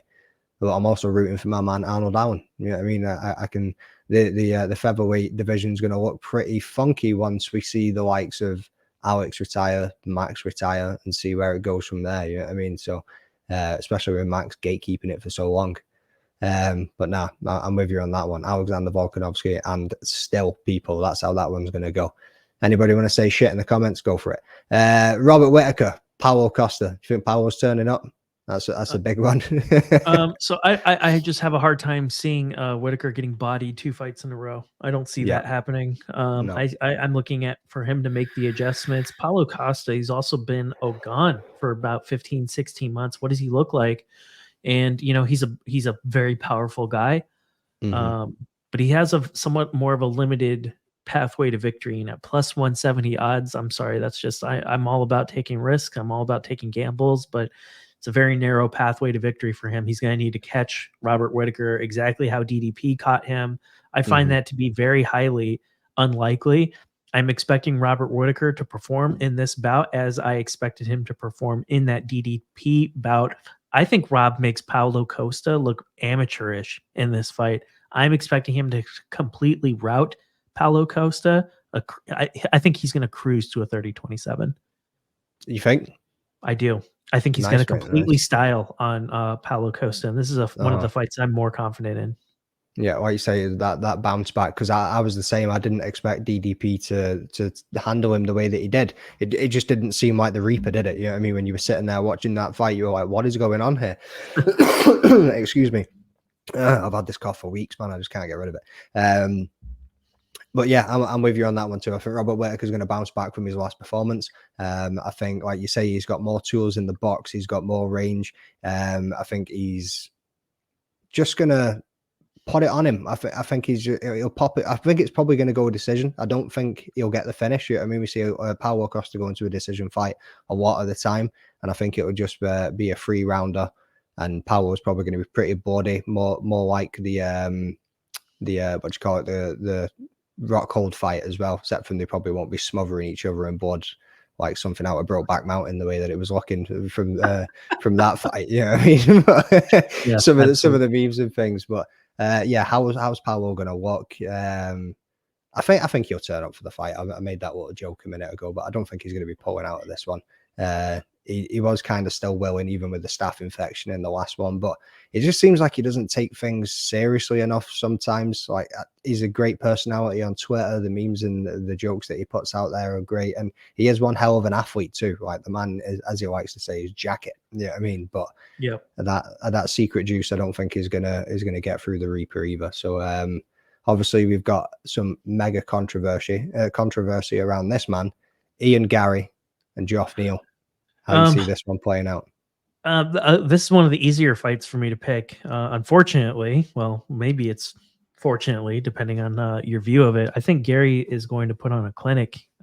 Very talented, despite what you might think about him. Somewhat of an insufferable character. He's gotten kicked out of 3 different gyms by my count. I know a few people that have trained with Ian Garry and don't have a lot of positive things to say. I do wonder, for being such a young guy, if that's going to limit how far he can ascend in this sport, because MMA, it's a solo sport to an extent, but you need coaches, you need teammates. And when you're not able to train at some of the best gyms in the world, what does that look like when you're going up against some of the best fighters in the world? Geoff Neal certainly is one of the best fighters in the world, but Geoff Neal, he's going to need to crack Ian Garry, I feel, in order to win this fight. And he's capable of doing that. But the one thing about Ian Garry, he's very elusive. He's very fast. He can hit you at all levels. His striking is absolutely absurd. I think for Geoff Neal to win, he's going to need to make this a complete MMA fight. But I have a hard time believing that Ian Garry is going to allow him to do that. I think Ian Garry is going to control the pace of this fight, and I see him outpointing Geoff Neal and winning this bout. Could be close, but I'm going to say he wins this fight 2-1. Nice. So I can agree with that as well. Like you say, I think the range, the speed, like you say, just the movement, the in and out. You know what I mean? I just don't think that Geoff Neal was going to be able to chase him down for 3 rounds to get that crack, to get the finish either. You never know. We could end up like Neil Magny in it. Like, obviously not against Ian Garry, but the way he can come back and just like he done with Malo the other week, he just absolutely caned him in the 3rd round. It was just like, God damn, after getting smashed for 2 rounds. You know what I mean? There's always that chance with these veterans because of the experience that they hold. But I think Ian, other than his skill set, has a point to prove when you look at it from the abuse that him and his wife's been getting. And I met them in London. 2 of the nicest people you could ever meet. He was just walking through the arena, and I was actually standing at the bar ready to buy a beer. I said to the woman, like, 4 pints, and then I turned to my left and I saw Ian Garry walking through, and I was just like, oh, I had a pointed at him, and he just kind of looked at me, and I just walked away from the woman, mate, pouring the beers, and I just walked up. I was like, bro, what the fuck are you doing just walking through the, he had his son strapped to his chest, who was 6 months at the time or something. I stood there, I spoke to him, spoke to him about his son, just, you know what I mean, like, I recently became a dad myself, enjoy all of this, like, I hope you're having a good time, looking forward to get, like, just, you know what I mean, general things, just a quick conversation, nice enough guy. So the abuse that he's been getting, I'm just like, man, this is fucking crazy, because I quite like him, to be fair. Like, he's a personality, he's got the skill set that can back it up. Yeah, maybe some of the Conor things can be a bit cringe at times, but that was a massive influence into his MMA career, and you can see that within his game as well. But yeah, I think Ian Gary gets this one done too. So just to round that one up, I went back and I said to the woman, I was like, "Oh, sorry," and she just went like that, put my 4 beers on the side and fucking walked away. She had them sitting down. I was like, "I'm sorry, I just walked off," but yeah, I mean, fucking dude, yeah, I mean, I couldn't not go up and say hello to that guy. But You yeah, can be forgiven. yeah, I think so. Well, she probably didn't have a fucking Scooby-Doo who he was. She was just there working the event. You know what I mean? She was just like, Yep. you just fucked off whilst I was in the middle of pouring your pints, you prick. So yeah, Ian Gary for that one. So we got Marab. I don't even want to try and say this is the other. So have you found that you can butcher some of these names when you try and say them? The Valashvili. Yep, I think that's close enough. That'll Marab, do, won't it? I think Marab gets this fight done convincingly. I really do. Here's the thing. Henry Cejudo, 37, 38 years old, an out of prime Cejudo versus an in prime Marab. What do you take? And I think it's pretty easy. Like, you look at that plus money on Cejudo, and it's very, very tempting. But I would tell people this is a 3-round fight. And I think Cejudo's best chance at beating somebody like Marab would be over the course of a 5-round fight. Marab has the gas, he has the cardio to employ a grappling, wrestling, heavy game plan against somebody like Henry. And I fully expect Marab to try to fight Henry exactly how we fought somebody like Peter Yan. Like, expect him to be aggressive, expect him to take his wrestling prowess and try to put it onto Henry and give Henry a taste of his own medicine. That's fully what I expect in this one. This is one of the easier fights for me to pick on this card. I think Marab is the clear candidate to win. And Henry Cejudo, I'm not quite sure where he's at mentally. I'm not quite sure where he's at physically. He just came off of a gnarly shoulder surgery in order to take this fight. And then he's also, most recently fired one of his longtime coaches. And he's also said that he's thinking about hanging him up if he doesn't get this fight. All indicators to me point to Marab being our guy. And I think we need to bet with our wallets and not our hearts. Yeah, I'm glad you said that one at the end there, because I was going to bring that up, saying I actually seen him in an interview recently. He looked kind of deflated when he was saying that comment too. You know what I mean? It was just like, are you truly invested in this? Like you were when you were going against Aljamain? You know what I mean? Like, are you truly wanting to get back in there and go for this title, or is it one of those things where you were out of the game, you had that, like all fighters do, missing it, want to get back into it. It was your life for so long, and you probably struggled when you came out of it, and mental health side of things and all the rest of it. But Marab's pace, man, and what he does to guys is absolutely unbelievable. And like you say, if it was over 5 rounds, he'd probably have more of a shout. But over 3 rounds, it's going to be Marab all day, isn't it? Yeah, I'm not seeing it at all either. So just to round it up, I think we'll go with Anthony Hernandez and Roman Kopylov. We've got the what's his name? God damn, Chase Hooper of the middleweight. So this is one of the easier fights. Again, I feel like I'm saying this a lot, and famous last words, I suppose. But Anthony Hernandez is actually part of my parlay. Nice. I love this guy, and the one thing I would tell you is go and look at who Roman Kopylov has been fighting lately, and you look at this is a fight. Let's break it down even more in more simple terms. Kopylov, striker. Anthony Hernandez, wrestler. You're going to look at Kopylov, and when you look at his stats, you're going to see he has the second highest takedown defense in the middleweight division. You're going to see that. But you also need to look further and look at who he's been competing against most recently. His most recent opponents, they all have one thing in common. Their takedown accuracy, it's not the greatest. If you look at the bout in which he fought Albert Duraev, you're talking about a guy that was in Kopylov's face the entire time. You're talking about a guy that was spamming takedowns the entire time, and he looks like a very different fighter when he's pressured the entire time. And that's one thing you could expect for Anthony Hernandez. He's going to be relentless with the takedown attempts. He's going to pressure Roman Kopylov. He's going to keep him on the back foot for a profound amount of time in this fight. And Kopylov, he's a striker. He's also going to have limited tools to work with. You cannot throw strikes with the legs with reckless abandon. That's what Anthony Hernandez will want. He'll grab your leg and he'll take you down to the ground. And that's where you do not want to be against somebody like Anthony Hernandez. I actually have Hernandez finishing Kopylov, second round submission. Nice. Yeah, I mean, that's not a pick that I don't think many are going to go for without that kind of background information and delving into the stats there and looking into it either. Yeah, I mean, they see faces, I think, most of the time when they're looking at these things, and also you get the recency bias of certain fights and what they think is what's going to be happening. But no, that's a solid pick, bro, and solid reasoning too, to be fair. And that's definitely something I'll be considering when I go to do my pick show on Friday. I will tell you, like, take a closer look at who he's been fighting recently, and his opponents historically do not have the best takedown accuracy. I think his takedown defense stats are a little bit padded right now, and he's about to go up against some guy in Anthony Hernandez, who has faced an elite striker before. He fought Edmund Shabazian, and a rough first round, true, but he really put the heat on Edmund in rounds 2 and 3 and beat up Edmund really bad. And I see this being a really bad fight for Roman Kopylov. Despite me liking him, I'm a fan of him, but he's going to get his ass whipped. You watch.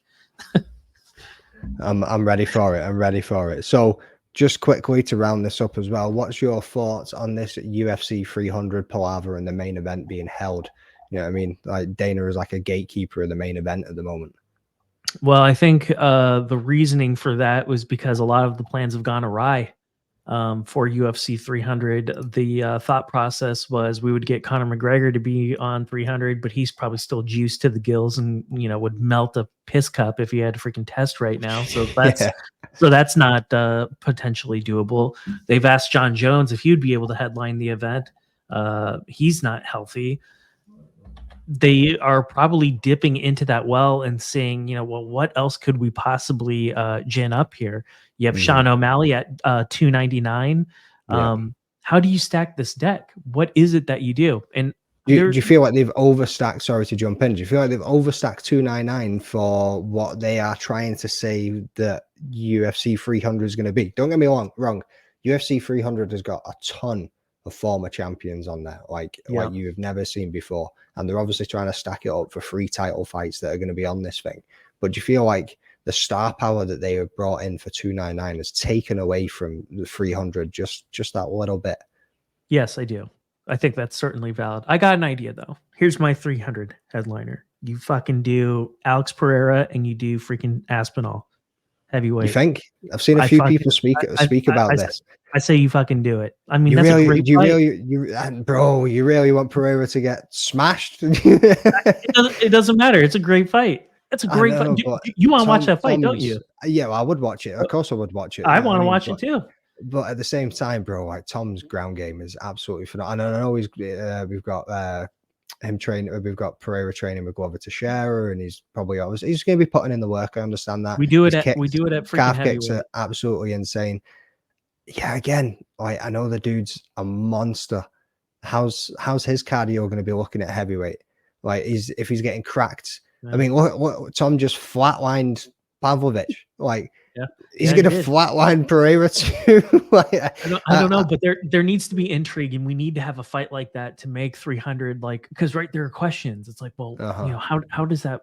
Think about the intrigue, right? It's like, well, shit. Now Pereira's going to be freaking fighting at basically his walk around weight. Potentially, he's still going to be probably 30 pounds under the limit. Like, Tom Aspinall's a big dude, like bigger than Pereira. But I mean, if there is a guy that's crazy enough to go from middleweight to light heavyweight to heavyweight, it is Alex Pereira. And for me, that is the type of fight that 300 needs. Like, they need to have there needs to be some intrigue. You can't freaking have DDP fight fucking Strickland, and you can't do that for 300. Or even Izzy, like, because they've been speaking about that as well. No, you need to take that fight to Africa. Is my thoughts on that one as well. I do not be putting Dricus and Israel against each other on a UFC 300 card. That just makes no sense at all. No. You want to go and build this in Africa.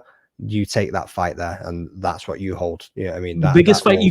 The biggest fight that doesn't involve Conor McGregor is the one I just mentioned. It's Aspinall Pereira. That's the fight you make. Yeah. What do you make of the super lightweight and changing the welterweight to 175, and then also moving up to, I think it was 185 for the middleweight? I'm sorry, say it again. Super lightweight, they're talking about making an extra division at 165, and then also splitting the welterweight to 175, and then middleweight would be 185, I think, and then you'd be 205 going into your light heavyweight from there. If they actually decide to do that, my thought process is actually a positive reception to that, because I think everyone's too light anyway. I think you'd get better fights if you potentially did that. So I'm really all for it. But, my biggest thing is, I didn't like that they axed the women's featherweight division. I think there are a lot of good featherweights out there. They just didn't give it a chance. They were too lazy to continue to run that weight class after Amanda left. And it's like, come on, there are a lot of really talented ladies out there. I don't like seeing ladies divisions get axed like that. Bring them back. That's it. I mean, a lot of people shit on women's MMA a bit too much as well. But I brought up those weight class changes that they're talking about, or thinking about at least, because some people think that that's what they're going to do for UFC 300, is bring in this super lightweight and have McGregor and Chandler as the main event and a title fight for this super lightweight division. Well, I guess we'll believe it if we see it. But I'm in favor of the Aspinall fight still. Cool. I'll watch it, but I only see one outcome, and that's Tom Aspinall. You know what I mean? But that's probably home bias as well, a little bit in there. But anyway, bro, we'll wrap this up. An hour and 40 minutes of your time. I can't thank you enough for jumping on. It's been an absolute pleasure sitting down and shooting the shit with you for 2 hours. Thank you for inviting me on the program, and we'll have you on mine really soon. No, definitely, bro. But just before you go, mate, give it a shout out, all your channels, all people, where they can find you on your socials and all the rest of it. Yeah, so I'm pretty easy to find, just at MomsBasementMMA, all one word, all one word, and all one world too. I suppose. I'm pretty accessible, and you can find me on YouTube as well. Just youtube.com/MomsBasementMMA. So you guys have basements in the UK, so hopefully that joke's not lost on everybody, right? Yeah, we do and we don't. So I'm saying let's wrap this up. So in my mum's old house, we had a basement, but it was literally like, it's not like your guys' basements. Like, so my missus is from Canada, so when we go there, like a lot of the time, where you hang out is in the basement. You know what I mean? Nobody's in the living room upstairs. You're watching TV and shit. You're all downstairs. You're in the basement. You know what I mean? And it's literally a full fucking house down there. Like, it is crazy, where we would have, our basement would be a square hole underneath your stairs that you would have to like go like into. A cellar? It's like a cellar, basically. And it would be brick shitty walls. You're not doing that place up. Like, there's fucking holes in the wall that you can see outside, and there's probably some plumbing work that you can see down there. This basement that my mum's had, like, nobody had cleaned that fucking thing out in about 200 years.